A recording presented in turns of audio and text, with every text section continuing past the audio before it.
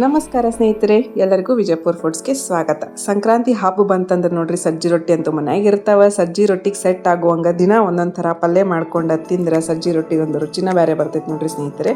So ಇವತ್ತು ನಾವು ಮಾಡಿರುವಂತಹ ಪಲ್ಯ ಫ್ರೆಶ್ ಆಗಿ ತಂದಿರುವಂತಹ ತಪ್ಪಲು ಉಳ್ಳಾಗಡ್ಡಿ ಪಲ್ಯ ಹೆಂಗೆ ಮಾಡೋದಂತ ನೋಡೋಕ್ಕಿಂತ ಮುಂಚೆ ನನ್ನ ಚಾನಲ್ ಇನ್ನವರೆಗೂ ಯಾರು ಸಬ್ಸ್ಕ್ರೈಬ್ ಮಾಡ್ಕೊಂಡಿಲ್ಲ ಅಂದರೆ ಪ್ಲೀಸ್ ಸಬ್ಸ್ಕ್ರೈಬ್ ಮಾಡ್ಕೊಂಡು ಚಾನಲ್ ನೋಡಿರಿ. ಯಾಕಂದ್ರೆ ನಾನು ಯಾವುದೋ ಹೊಸ ವಿಡಿಯೋ ಹಾಕಿದ್ರು ನಿಮ್ಗೆ ಅದರ ನೋಟಿಫಿಕೇಶನ್ ಬರ್ತದೆ ಅಂತ ಹೇಳ್ತಾ ನಾನು ಮಾಡಿರುವಂಥ ತಪ್ಪಲು ಉಳ್ಳಾಗಡ್ಡಿ ನಿಮಗೆ ತೋರ್ಸಾಗತ್ತೀನಿ ನೋಡಿರಿ. ಫಸ್ಟಿಗೆ ನಾನಿಲ್ಲಿ ಫ್ರೆಶ್ ಆಗಿ ತಂದಿದ್ದೆ ನೋಡಿರಿ.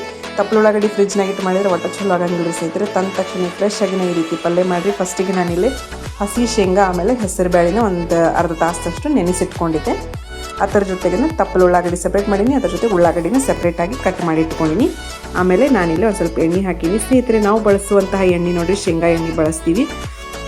ಮಾರ್ಕೆಟ್ನಾಗ ನಿಮ್ಗೆ ಲೂಸ್ ಆಗಿನೂ ಸಿಗ್ತೈತಿ, ಅಥವಾ ನಿಮ್ಗೆ ಅದು ಇಷ್ಟ ಇಲ್ಲ ಅಂತಂದ್ರೆ ಫ್ರೀಡಮ್ ಒಳಗೂ ಶೇಂಗಾ ಎಣ್ಣೆ ಸಿಗ್ತೈತಿ, ನೀವು ಅದನ್ನು ಯೂಸ್ ಮಾಡ್ಕೋಬೋದು. ಸಾಸಿವೆ ಜೀರಿಗೆ ಹಾಕಿನಿ. ಅದರ ಜೊತೆಗೆ ಫಸ್ಟಿಗೆ ನಾವಿಲ್ಲಿ ಉಳ್ಳಾಗಡ್ಡಿನ ತಪ್ಪಲು ಉಳ್ಳಾಗಡ್ಡಿದ ಏನು ಮುಂದೆ ಉಳ್ಳಾಗಡ್ಡಿ ಇರ್ತಲ್ಲ, ಆ ಉಳ್ಳಾಗಡ್ಡಿನ ಫ್ರೈ ಮಾಡ್ಕೋಬೇಕಾಗ್ತೈತಿ. ಯಾಕಂದ್ರೆ ಇದು ಒಂದು ಸ್ವಲ್ಪ ಟೈಮ್ ತೊಗೋತೈತ್ರಿ. ಅದರ ಜೊತೆಗೆ ಒಂದು ಸ್ವಲ್ಪ ಅರಿಶಿಣದ ಪುಡಿ ಆಮೇಲೆ ಮಸಾಲೆ ಖಾರ ಹಾಕಿ ಸಿಂಪಲ್ಲಾಗಿ ನೋಡಿರಿ ಪಟಾಪಟ್ ಅಂತ ಮಾಡೀನಿ. ಸಜ್ಜಿ ರೊಟ್ಟಿ ಜೋಡಿ ತಪ್ಪಲು ಉಳ್ಳಾಗಡ್ಡಿ ಪಲ್ಯ ಭಾಳ ಅಂದ್ರೆ ಭಾಳ ರುಚಿ ಆಕೈತ್ರಿ. ಅದರ ಜೊತೆಗೆ ನಾನಿಲ್ಲಿ ಒಂದು ಸ್ವಲ್ಪ ಉಪ್ಪು ಹಾಕೀನಿ. ಉಪ್ಪು ಹಾಕಿ ಇದನ್ನೆಲ್ಲ ಚೆಂದಾಗೆ ಫ್ರೈ ಮಾಡಿಕೊಂಡು ಹಸಿ ವಾಸನೆ ಹೋಗುತ್ತಾನೆ ನಾವು ಫ್ರೈ ಮಾಡ್ಕೋಬೇಕು. ಫ್ರೈ ಮಾಡ್ಕೊಂಡು ಆದಮೇಲೆ ನಾವೇನು ನೆನೆಸಿಟ್ಕೊಂಡಿದ್ವಲ್ರಿ ಹೆಸರು ಬೇಳೆ ಆಮೇಲೆ ಹಸಿ ಶೇಂಗಾ, ಅದನ್ನು ಅಷ್ಟು ನೀರು ತೆಗೆದು ಇದ್ರ ಒಳಗನ ಹಾಕಿ ಎಣ್ಣೆ ಒಳಗೆ ಚೆಂದಾಗೆ ಒಂದು 5 ನಿಮಿಷ ನೀವು ತಾಳಿಸ್ಕೋಬೇಕಾಗ್ತೈತಿ. ಒಟ್ಟು ಈ ಪಲ್ಯಕ್ಕೆ ನೀರು ಹಾಕಕ್ಕೆ ಹೋಗ್ಬೇಡ್ರಿ, ಹಂಗೆ ಉದುರನ್ನ ಮಾಡ್ಕೋಬೇಕು. ಸಜ್ಜಿ ರೊಟ್ಟಿ ಜೋಡಿ ಯಾವ ಪಲ್ಯ ಯಾವ ರೀತಿ ಮಾಡ್ಬೇಕಂತೇಳಿ ಈ ವಾರ ಹೆಚ್ಚು ಕಮ್ಮಿ ನಿಮಗೆಲ್ಲ ಅದೇ ರೆಸಿಪಿನ ಶೇರ್ ಮಾಡ್ತೀನಿ ರೀ. ಸಜ್ಜಿ ರೊಟ್ಟಿ ನೀವು ದಿನ ಈ ರೀತಿ ವೆರೈಟಿ ಕಾಳು ಪಲ್ಯ, ಬ್ಯಾಳೆ ಪಲ್ಯ ಅಥವಾ ಫ್ರೆಶ್ ಆಗಿ ಸಿಗುವಂಥ ತರಕಾರಿ ಪಲ್ಯ ಮಾಡ್ಕೊಂಡು ತಿಂದ್ರಿ ಭಾಳ ಅಂದ್ರೆ ಭಾಳ ರುಚಿ ಹತ್ತೈತೆ. ಸಜ್ಜಿ ರೊಟ್ಟಿ ಬಾಯಿ ರುಚಿಗೆ ಹೇಳ್ತೀನಿ, 3-4 ಸಜ್ಜಿ ರೊಟ್ಟಿ ತಿಂದರೂ ಹೊಟ್ಟೆ ತುಂಬಂಗಿಲ್ಲ ರೀ. ಬರೀ ಪಲ್ಯ ತಿಂದನೇ ಹೊಟ್ಟೆ ತುಂಬಿಸ್ಕೋಬೇಕು ನೋಡ್ರಿ ನಾವು, ಯಾಕಂದ್ರೆ ಅಷ್ಟು ರುಚಿ ಹತ್ತೈತ್ರಿ ಅದು. ಎಲ್ಲ ನೋಡ್ರಿ ಎಲ್ಲ ಕಾಳುಗಳು ಚೆಂದಾಗೆ ತಾಳಿಸ್ಕೊಂಡು ಆದಮೇಲೆ ನಾನು ತಪ್ಪಲ ಏನು ಕಟ್ ಮಾಡಿ ಇಟ್ಕೊಂಡಿದ್ನಲ್ಲ ತಪ್ಪಲ ಇದ್ರೊಳಗೆ ಆ್ಯಡ್ ಮಾಡತ್ತೀನಿ ರೀ ಸ್ನೇಹಿತರೆ.